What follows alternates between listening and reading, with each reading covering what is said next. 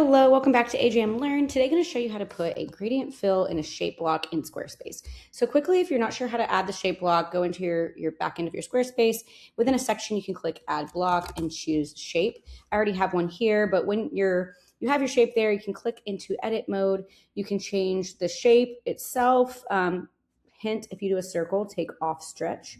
So all these options are here. You can round the corners, add a border, etc. So once you have it styled however you want, now you're going to pop in this CSS from either the video description or it's also in the full tutorial. And you're going to need to do a couple things. So first we need to target this block. So I use the Squarespace ID Finder Chrome extension. I'm going to go ahead and click that and grab the block ID. That is in the tutorial if you need to know how to get that extension.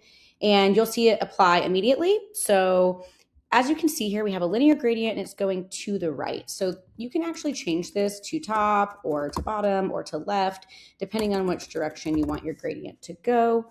And you can also add colors if you want. So let me grab a color here.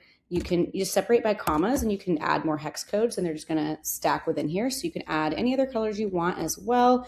And then lastly, if you wanted this to be a radial gradient instead of linear, you can actually just get rid of this direction and change linear. Make sure to keep the dash between to radial so you'd have radial gradient. So those are a bunch of options to style your shape block. Hope you enjoy.